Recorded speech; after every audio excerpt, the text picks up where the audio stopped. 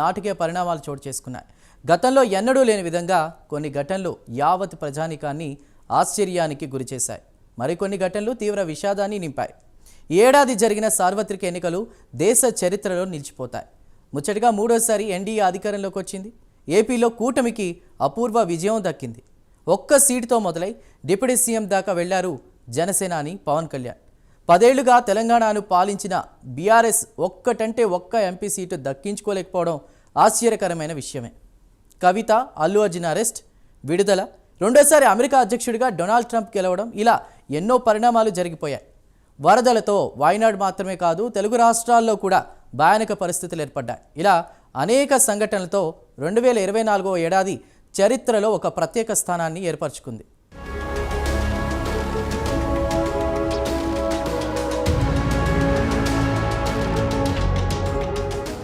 2024వ సంవత్సరం ఎన్డీఏకు బాగా కలిసి వచ్చిందనే చెప్పాలి. ఈ ఏడాది జరిగిన సార్వత్రిక ఎన్నికల్లో ముచ్చటగా మూడోసారి కేంద్రంలో అధికారంలోకి వచ్చింది ఎన్డీఏ.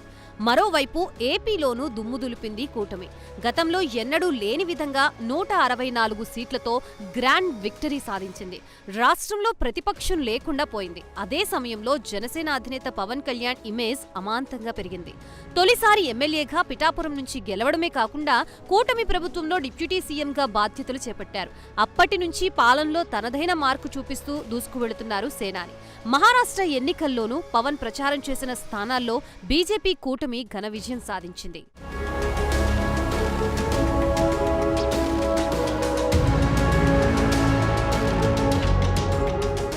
2024వ ఏడాది బీఆర్ఎస్ కి చేదు గుళికలను మిగిల్చింది. గతంలో ఎన్నడూ లేని విధంగా తెలంగాణలో డీలా పడింది బీఆర్ఎస్. 2024 పార్లమెంట్ ఎన్నికల్లో 17 స్థానాల్లో పోటీ చేసి ఒక్కటంటే ఒక్క సీటు కూడా దక్కించుకోలేకపోయింది. చాలా చోట్ల మూడో స్థానానికి పరిమితమైంది. అంతకుముందు జరిగిన అసెంబ్లీ ఎన్నికల్లోనూ అధికారాన్ని కోల్పోయింది. కేవలం 39 స్థానాలకే పరిమితమైంది. ఆ తర్వాత గులాబీ పార్టీకి వరుసగా ఎదురు దెబ్బలు తగిలాయి. ఎమ్మెల్యేలు ఒక్కొక్కరిగా వీడుతున్నారు. 10 ఏళ్లుగా తెలంగాణని పాలించిన బీఆర్ఎస్ రాజకీయంగా భారీగా నష్టపోయింది.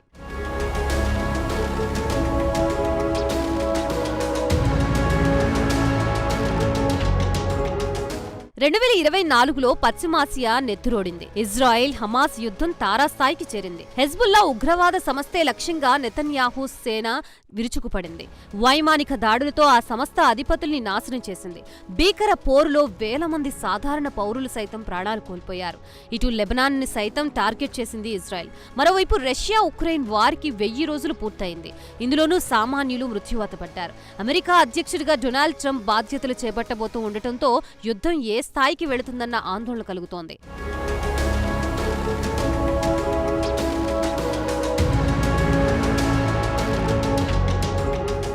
తెలంగాణలో తొలిసారి అధికారంలోకి వచ్చిన కాంగ్రెస్ ఈ ఏడాది కీలక నిర్ణయాలు తీసుకుంది. చెరువులు, నదుల రక్షణకు శ్రీకారం చుట్టింది. ఈ క్రమంలోనే హైడ్రా, మూసీ రివర్ ఫ్రంట్ ని తీసుకొచ్చింది. హీరో నాగార్జునకు చెందిన ఎన్ కన్వెన్షన్ నేలమట్టంతో కూల్చివేతల్ని హైడ్రా మొదలుపెట్టింది. ఆ తర్వాత ఎఫ్టీఎల్ బఫర్ జోన్ పరిధిలో ఉన్న ఇళ్లని బుల్డోజర్లతో కూల్చివేసింది. ఈ క్రమంలోనే ఈ వ్యవహారం పెను దుమారం రేపింది. ఇటు మూసీ రివర్ ఫ్రంట్ లో భాగంగా తీరంలో ఉన్న ప్రజల్ని అక్కడి నుంచి ఖాళీ చేయించారు. వారిని పక్క ఇళ్లకు తరలించారు. ఈ అంశం కూడా వివాదానికి దారితీసింది. హైడ్రా, మూసీ బాధితులకు బీఆర్ఎస్ అండగా ఉంటోంది.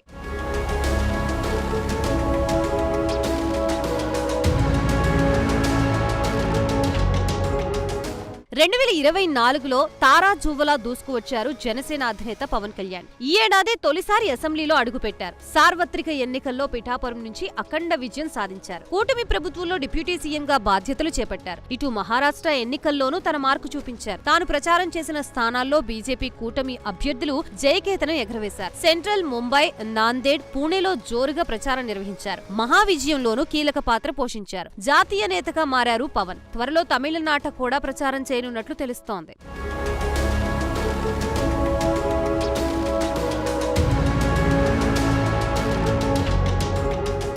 డిప్యూటీ సీఎంగా బాధ్యతలు చేపట్టాక పవన్ కళ్యాణ్ తనదైన శైలిలో ముందుకు వెళ్లారు. ఎర్రచందనం స్మగ్లర్లు, రేషన్ బియ్యం మాఫియాపై ఉక్కుపాదం మోపుతున్నారు. ఎర్రచందనం స్మగ్లర్లపై కఠిన చర్యలు తీసుకుంటున్నారు. స్వయంగా అక్కడికి వెళ్లి పోర్టు, షిప్పును పరిశీలించారు. మాఫియాపై కఠిన చర్యలు తీసుకునేలా సీఎం చంద్రబాబుతో మంతనాలు జరిపారు. ఇలా పాలనలో కూడా తన మార్కు వేశారు పవన్.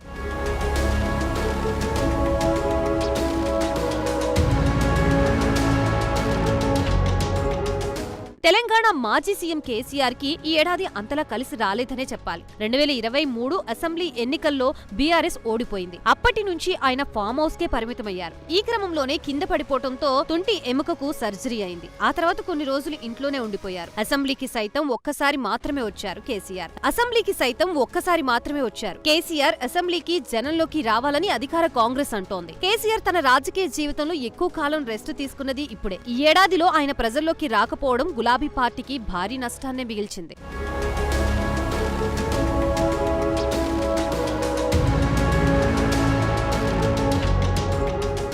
2024లోనే ఢిల్లీ లిక్కర్ కేసులో ఎమ్మెల్సీ కవిత అరెస్ట్ అయ్యారు. పలుమార్లు ఆమెను విచారించిన ఈడీ ఈ ఏడాది మార్చి 15న అదుపులోకి తీసుకుంది. అదే కేసులో ఏప్రిల్ 15న తీహార్ జైల్లోనే సీబీఐ అరెస్ట్ చేసింది. సుప్రీంకోర్టు 2 కేసుల్లో బెయిల్ ఇవ్వడంతో దాదాపు 165 రోజుల తర్వాత ఆగస్టు 27న కవిత విడుదలయ్యారు.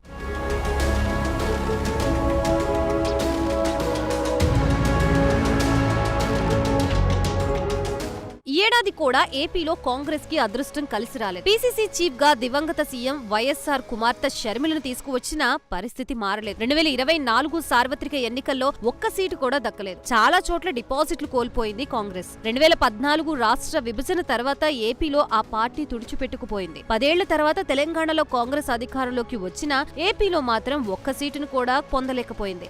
షర్మిలని తీసుకువచ్చినా ఫలితం దక్కలేదు.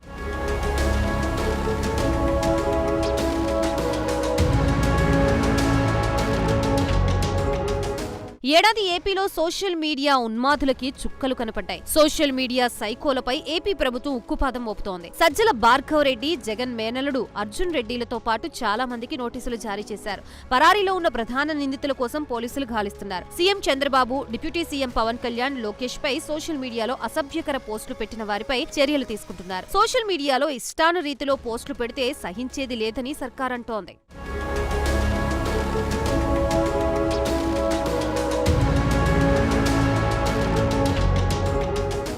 ఏడాది తెలుగు రాష్ట్రాల్ని వరదలు ముంచెత్తాయి. సెప్టెంబర్లో ఆకస్మిక వరదలు సంభవించాయి. ఊహించని రీతిలో విజయవాడ, ఖమ్మం నగరాలు మునిగిపోయాయి. బుడమేరు వాగుకి గండి పట్టడంతో బెజవాడలోని సింగనగర్ తదితర ప్రాంతాల్లోకి భారీగా వరద నీరు చేరింది. ఇటు ఖమ్మంలోనూ దారుణ పరిస్థితులు కనిపించాయి. మున్నేరు వాగు ఉధృతితో నగరంలోకి వరద నీరు పోటెత్తింది. దీంతో నగర వాసులు సర్వం కోల్పోయారు. వరదల సమయంలో నేను సైతం అంటూ ముందుకు వచ్చారు AP deputy CM Pawan Kalyan. AP, తెలంగాణకు భారీ సాయాన్ని అందజేశారు.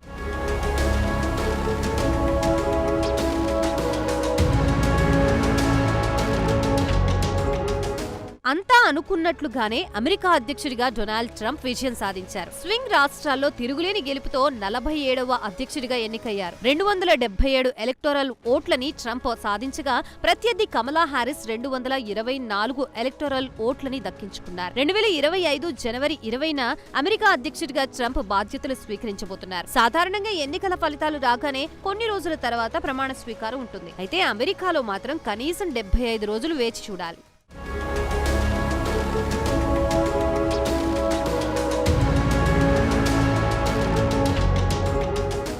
ఈ ఏడాది ప్రపంచంలోని చాలా దేశాల్లో ఎన్నికలు జరిగాయి. ప్రపంచ దేశాల్లో ప్రజాస్వామ్యం అమల్లోకి వచ్చాక ఈ ఏడాది జరిగినన్ని ఎన్నికలు భూగోళ హిస్టరీలో ఇంకెప్పుడు జరగలేదు. చాలా కాలం తర్వాత భీకర యుద్ధాలు మళ్ళీ జోరుగా కొనసాగుతున్నాయి. ఎవరు ఊహించిన విధంగా 151 సీట్ల వైసీపీ 11 సీట్లతో పాతాళానికి పడిపోయింది. పవన్ గ్రాఫ్ జాతీయ స్థాయికి పెరిగింది ఈ ఏడాదిలోనే.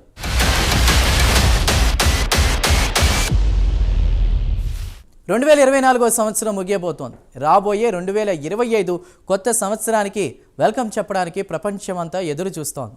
అయితే త్వరలో ముగియబోతున్న 2024 సంవత్సరంలో ఎన్నెన్నో తీపి గుర్తులు, చేదు జ్ఞాపకాలను మిగిల్చింది. ఈ ఏడాదిలో చోటు చేసుకున్న అనేక ఘటనలు ఇకపై జ్ఞాపకాలుగా మిగిలిపోనున్నాయి. వాటిలో కొన్ని సంఘటనలు కొందరికి మాత్రమే తెలిస్తే మరికొన్ని సంఘటనలు దేశ ప్రజలందరినీ ప్రభావితం చేశాయి. ఇంకొన్ని సంఘటనలు యావత్ ప్రపంచ దృష్టిని ఆకర్షించాయి. ఈ ఏడాది దేశవ్యాప్తంగానే కాదు, ప్రపంచవ్యాప్తంగా అనేక సంఘటనలు జరిగాయి. కొన్ని సోషల్ మీడియాలో బాగా వైరల్ అయ్యాయి కూడా. తెలుగు రాష్ట్రాల్లోనూ అనేక పొలిటికల్, సినీ వివాదాలు చోటు చేసుకున్నాయి. 2024లో జరిగిన ఆ సంఘటనలేంటో ఒకసారి చూద్దాం.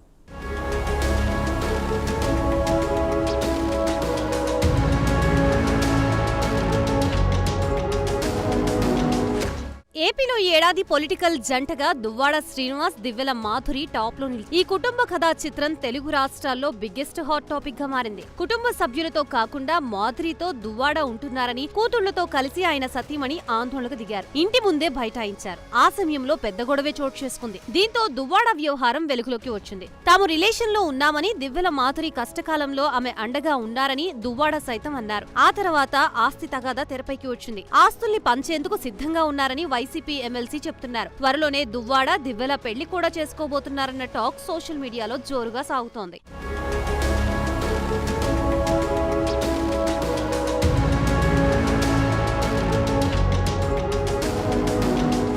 ఏపీలో కూటమి ప్రభుత్వం రాగానే గత వైసీపీ సర్కార్ అవినీతి భాగోతాలపై ఫోకస్ చేసింది. ఈ ఏడాదే రిషికొండ రహస్యాలన్నీ బయటపడ్డాయి. సుమారు 500 కోట్లతో కళ్లు చెదిరేలా భవనాల్ని నిర్మించారు. ఈ దృశ్యాల్ని ప్రజల ముందు ఉంచింది కూటమి సర్కార్. దీంతో ఆ వీడియోలు, ఫోటోలు తెగ వైరల్ అయ్యాయి. అయితే వైసీపీ మాత్రం ప్రభుత్వ అవసరాల కోసమే నిర్మించామని అంటోంది. రాష్ట్రపతి, ప్రధాని లాంటి వారిని ఆతిథ్యం ఇచ్చేందుకు కట్టామని చెబుతోంది.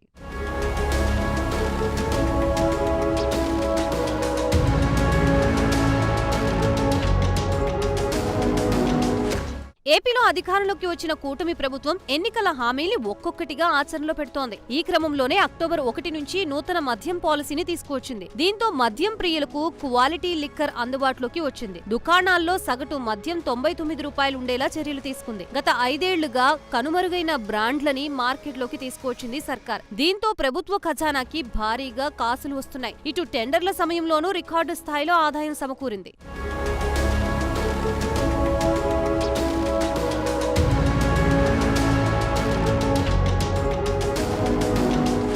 తెలంగాణ రాజకీయాలను మంత్రి కొండా సురేఖ వివాదాస్పద వ్యాఖ్యలు కుదిపేశాయి.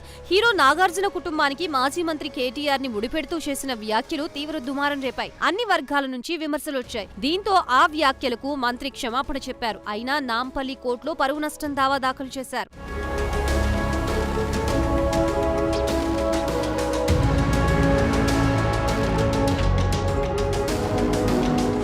తిరుమల లడ్డూ కల్తీ నెయ్యి ప్రకంపనలు తెలుగు రాష్ట్రాల్లోనే కాదు దేశవ్యాప్తంగా పెనుదుమారం రేపాయి. గత వైసీపీ ప్రభుత్వ హయాంలో తిరుమల శ్రీవారి ప్రసాదం అయిన లడ్డూ కల్తీ అయిందని సంచలన ప్రకటన చేశారు సీఎం చంద్రబాబు. దీనిపై దర్యాప్తు కూడా కొనసాగుతుందని ప్రకటించారు. ఆ వెంటనే డిప్యూటీ సీఎం పవన్ కళ్యాణ్ 11 రోజుల పాటు ప్రాయశ్చిత్త దీక్ష చేపట్టారు. రాష్ట్రంలో వివిధ ఆలయాల్ని దర్శించి శుద్ధి కార్యక్రమాలు చేపట్టారు. చివరి రోజు తిరుమల శ్రీవారిని దర్శించుకుని దీక్షను విరమించారు. ఈ క్రమంలోనే టీటీడీలో సరికొత్త సంస్కరణలు తీసుకొచ్చింది కూటమి సర్కార్. అయితే ఈ వివాదం ఎన్నో మలుపులు తిరిగి చివరికి సుప్రీంకోర్టు వరకు చేరింది. దర్యాప్తుపై రాష్ట్ర ప్రభుత్వం ఏర్పాటు చేసిన సిట్ ని రద్దు చేసిన సుప్రీంకోర్టు సిబిఐ నేతృత్వంలో కొత్త సిట్ ని ఏర్పాటు చేసింది. ప్రస్తుతం సుప్రీం ఆధ్వర్యంలో ఏర్పాటైన సిట్ లడ్డూ కల్తీపై దర్యాప్తు చేస్తోంది.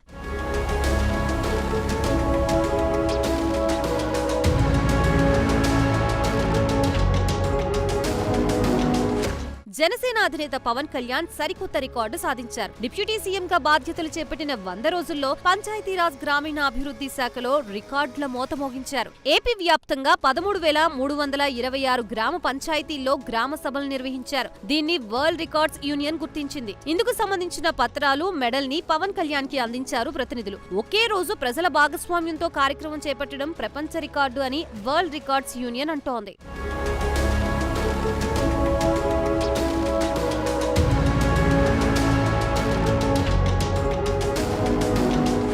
ఈ నెల 13న star hero Allu Arjun arrest అయ్యారు. సంధ్యా థియేటర్ తొక్కిసలాట కేసులో పోలీసులు అరెస్ట్ చేశారు. నాంపల్లి కోర్టులో హాజరుపరచగా 14 రోజులు రిమాండ్ విధించింది. ఆ వెంటనే తెలంగాణ హైకోర్టు 4 వారాల మధ్యంతర బెయిల్ మంజూరు చేసింది. దీంతో ఈ నెల 14న ఉదయం జైలు నుంచి విడుదలయ్యారు. పుష్ప 2 బెనిఫిట్ షో సందర్భంగా సంధ్యా థియేటర్ కు అల్లు అర్జున్ వెళ్లారు. ఈ క్రమంలోనే అక్కడ తొక్కిసలాట చోటు చేసుకుంది. ఘటనలో మహిళ రేవతి మృతి చెందగా ఆమె కుమారుడు తీవ్రంగా గాయపడ్డాడు. సంధ్యా థియేటర్ లో జరిగిన ఈ ఘటన ఆ తర్వాత పొలిటికల్ టర్న్ తీసుకుంది. దీనిపై సీఎం రేవంత్ రెడ్డి తీవ్ర స్థాయిలో మండిపడ్డారు.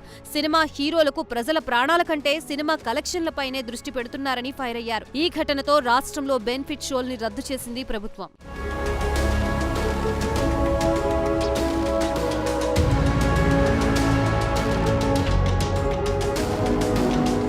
ఈ ఏడాది టాలీవుడ్ ప్రముఖ కొరియోగ్రాఫర్ జానీ మాస్టర్ కు బిగ్ షాకే తగిలిందని చెప్పుకోవచ్చు. జూనియర్ అసిస్టెంట్ పై లైంగిక వేధింపులకు పాల్పడ్డ జానీపై కేసు నమోదవడం, చంచల్ కూడా జైలుకు వెళ్లడం, ఆ తర్వాత బెయిల్ పై బయటికి రావడం ఇదంతా తెలుగు రాష్ట్రాల్లో ఒక సంచలనంగా మారింది. అత్యాచారం కేసు నేపథ్యంలో చివరికి జానీ మాస్టర్ కి బెస్ట్ కొరియోగ్రాఫర్ గా వచ్చిన జాతీయ అవార్డును కూడా నిలిపివేశారు.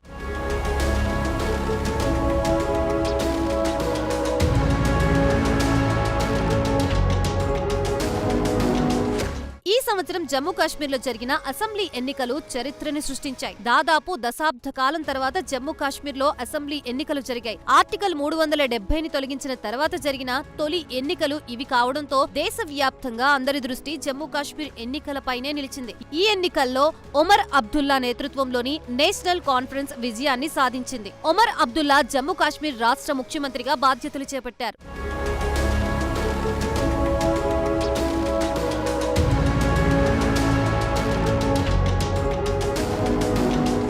2024లో దేశంలో అనేక రాష్ట్రాల్లో ఎన్నికలు జరిగినా మహారాష్ట్ర ఎన్నికలు మాత్రం వెరీ స్పెషల్ అనే చెప్పాలి. మహారాష్ట్రలో గెలుపు ఎవరిదనే దానిపై దేశ ప్రజలంతా ఉత్కంఠగా ఎదురుచూశారు. మహారాష్ట్రలో లోక్సభ ఎన్నికలు, అసెంబ్లీ ఎన్నికలు జరిగాయి. లోక్సభ ఎన్నికల్లో మహారాష్ట్రలో మహాయుతి కూటమికి నిరాశ ఎదురైతే అసెంబ్లీ ఎన్నికల్లో మహాయుతి కూటమి విజయం సాధించింది. రాష్ట్రంలో ప్రభుత్వాన్ని ఏర్పాటు చేసింది. ఈ ఎన్నికలతో దేవేంద్ర ఫడ్నవీస్ మహారాష్ట్ర సీఎం అయ్యారు.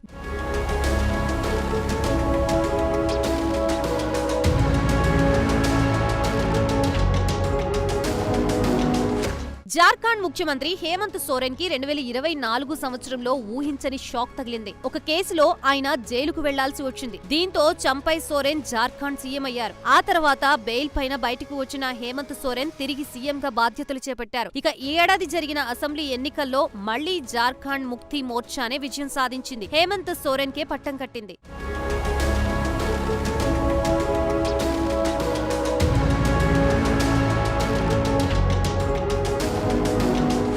ఈ సంవత్సరం ఒడిశా రాజకీయాల్లో కీలక మార్పులు చోటు చేసుకున్నాయి. ఒడిశా రాజకీయాల్లో చరిత్ర సృష్టించిన నవీన్ పట్నాయక్ ఈ సంవత్సరం అధికారాన్ని కోల్పోయారు. 2024 అసెంబ్లీ ఎన్నికల్లో ఒడిశాలో భారతీయ జనతా పార్టీ అఖండ విజయం సాధించడంతో నవీన్ పట్నాయక్ ఊహించని విధంగా షాక్ కి గురయ్యారు.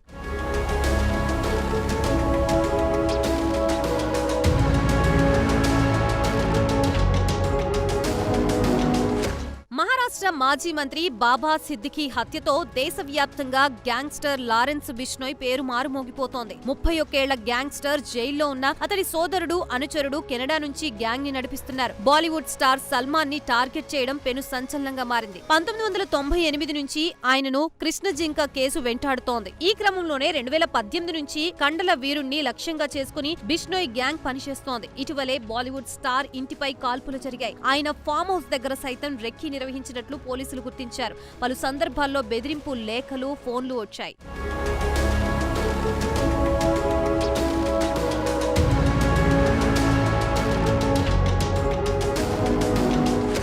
ఆధ్యాత్మిక పరంగా 2024లో భారతదేశంలో గొప్ప కార్యక్రమం జరిగింది. భారతీయులంతా ఎన్నో ఏళ్ల నుంచి ఎదురు చూస్తున్న అయోధ్యలో రామాలయం కల నెరవేరింది. 2024 జనవరి 22న అయోధ్యలోని రామ మందిరంలో బాలరాముని విగ్రహాన్ని ప్రతిష్ఠించారు. అయోధ్యలో రామాలయాన్ని పునఃప్రారంభించాలని కేంద్రంలోని నరేంద్ర మోదీ సర్కార్ అత్యంత ప్రతిష్టాత్మకంగా భావించింది. సుప్రీంకోర్టులో కేసు గెలవడంతో ఆలయ నిర్మాణం చకచకా జరిగింది. ఆ తర్వాత వేద మంత్రోచ్చారణల మధ్య బాలరాముడు గర్భగుడిలో కొలువయ్యాడు. ప్రధాని నరేంద్ర మోదీ సమక్షంలో శ్రీరాముని విగ్రహ ప్రతిష్టాపన జరిగింది. దీన్ని చూసేందుకు దేశంలోని పలువురు ప్రముఖులు అయోధ్యకు తరలివచ్చారు.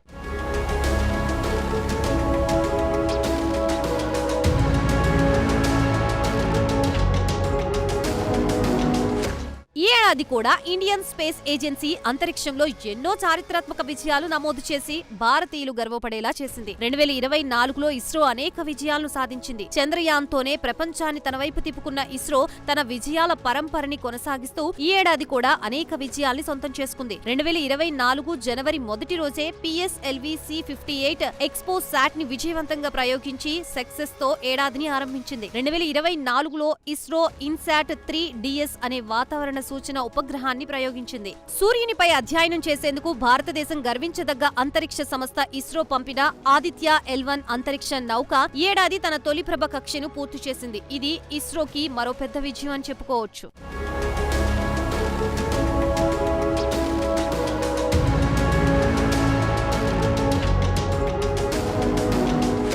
2024 ఏడాది ఢిల్లీ సీఎం కేజ్రీవాల్ కు చేదునే మిగిల్చింది. లిక్కర్ స్కామ్ లో ఇరుక్కున్న కేజ్రీవాల్ చివరికి తీహార్ జైలు ఊచల్ని లెక్కపెట్టాల్సి వచ్చింది. అవినీతికి వ్యతిరేకంగా ఆమ్ ఆద్మీ పార్టీని స్థాపించిన కేజ్రీవాల్ చివరికి లిక్కర్ స్కామ్ లో అవినీతికి పాల్పడ్డారన్న ఆరోపణలపై జైలుకు వెళ్లారు. అయితే తీహార్ జైలు నుంచి బెయిల్ పై బయటకు వచ్చిన తర్వాత ఆయన ఢిల్లీ సీఎం పదవికి రాజీనామా చేస్తున్నట్లు ప్రకటించారు. ఢిల్లీ ప్రజలు తనకి క్లీన్ చీట్ ఇస్తేనే సీఎం పదవిని మళ్లీ స్వీకరిస్తానని అరవింద్ కేజ్రీవాల్ తన ముఖ్యమంత్రి పదవికి రాజీనామా చేశారు. ఆ తర్వాత ఢిల్లీ సీఎం పగ్గాల్ని కేజ్రీవాల్ అతీషీకి అప్పగించారు. ప్రస్తుతం ఆప్ పార్టీ అధినేత కేజ్రీవాల్ పార్టీ విస్తరణలతో పాటు త్వరలో జరగనున్న ఢిల్లీ ఎన్నికలపై ఫోకస్ పెట్టారు. ఢిల్లీలో మరోసారి సత్తా చాటి పార్టీకి పూర్వ వైభవం తీసుకురావాలని ఉవ్విళ్లూరుతున్నారు.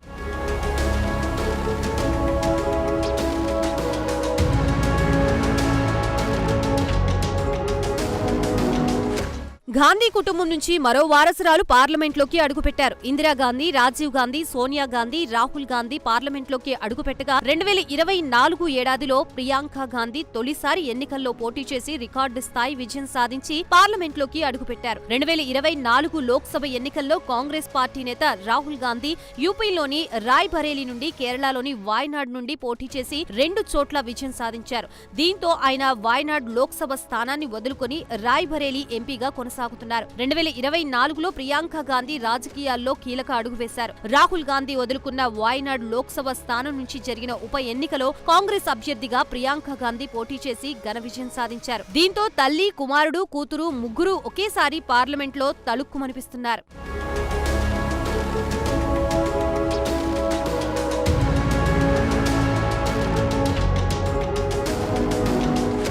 భారత యువ గ్రాండ్ మాస్టర్ దొమ్మరాజు గుకేశ చరిత్ర సృష్టించాడు. వరల్డ్ చెస్ ఛాంపియన్ టైటిల్ గెలుచుకున్న అత్యంత పిన్న వయస్కుడిగా రికార్డు సాధించారు. డిఫెండింగ్ ఛాంపియన్ చైనా స్టార్డింగ్ లెరెన్ ను ఓడించి ఈ ఘనత అందుకున్నాడు. 18 ఏళ్ల 8 నెలల 14 రోజుల వయసులో చదరంగంలో విశ్వ విజేతగా నిలిచాడు. అంతకుముందు ఈ రికార్డ్ గారీ కాస్పరోవ్ పేరిట ఉండేది. అతన్ని 22 ఏళ్ల 6 నెలల 27 రోజుల వయసులో ఛాంపియన్ గా నిలిచాడు. ఇక వరల్డ్ చెస్ ఛాంపియన్షిప్ గెలిచిన రెండో భారతీయుడిగా గుకేష్ ఘనత సాధించాడు. విశ్వనాథన్ ఆనంద్ తర్వాత టైటిల్ గెలిచిన భారతీయుడిగా గుకేష్ రికార్డులకెక్కాడు. విశ్వనాథన్ 5 సార్లు వరల్డ్ చెస్ ఛాంపియన్ గా నిలిచాడు. ప్రపంచ చెస్ ఛాంపియన్ టైటిల్ నెగ్గిన దొమ్మరాజు గుకేష్ కు ట్రోఫీతో పాటు 11.45 కోట్ల ప్రైజ్ మనీ గెలిచాడు. సొంత రాష్ట్రం తమిళనాడు ప్రభుత్వం కూడా గుకేష్ కి 5 కోట్ల ప్రైజ్ మనీని సీఎం స్టాలిన్ అందించారు.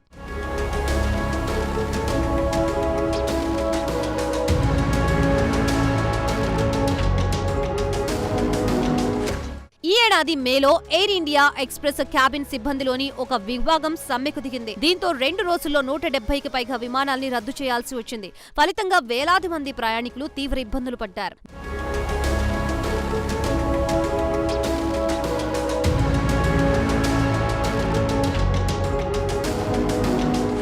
జూన్ 4న విడుదలైన నీట్ 2024 ఫలితాలు దేశవ్యాప్తంగా తీవ్ర దుమారానికి దారితీశాయి. ఈ పరీక్షల్లో పలు అక్రమాలు చోటు చేసుకున్నాయనే ఆరోపణలు దేశాన్ని షేక్ చేశాయి. నీట్ పరీక్షలో 720కి 720 మార్కుల్ని దాదాపు 67 మంది అభ్యర్థులు సాధించడంపై దేశవ్యాప్తంగా దుమారం రేగింది. ఈ వివాదం కొనసాగుతున్న తరుణంలోనే విద్యా మంత్రిత్వ శాఖ యూజీసీ నీట్ 2024ని రద్దు చేయడం లేదని నిర్ణయం తీసుకుంది.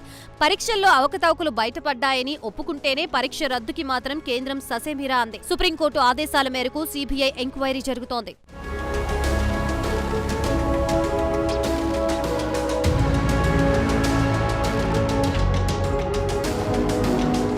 కోల్కతాలోని ఆర్జీ కార్ మెడికల్ కాలేజీలో 31 ఏళ్ల జూనియర్ డాక్టర్పై అత్యాచారం కేసు సైతం దేశవ్యాప్తంగా తీవ్ర దుమారం రేపింది. ట్రైనీ మహిళా డాక్టర్ డెడ్ బాడీని ఆగస్టు 9న రాత్రి పోలీసులు స్వాధీనం చేసుకున్నారు. బాధితురాలి శరీరంపై గాయాలైన గుర్తులు కనిపించడంతో డాక్టర్పై అత్యాచారం చేసి హత్య చేసినట్లు విచారణలో తేలింది. దీంతో ఈ కేసులో నిందితులైన సంజయ్ రాయ్ని పోలీసులు అరెస్ట్ చేసి జైలుకు తరలించారు. ఆ తర్వాత కూడా మెడికల్ కాలేజీలో జూనియర్, సీనియర్ వైద్యులు నెలల తరబడి ఆందోళన కొనసాగించారు. చివరికి ముఖ్యమంత్రి మమతా బెనర్జీ స్వయంగా కాలేజీకి వచ్చి ఆందోళన విరమించాలని వైద్యుల్ని కోరారు.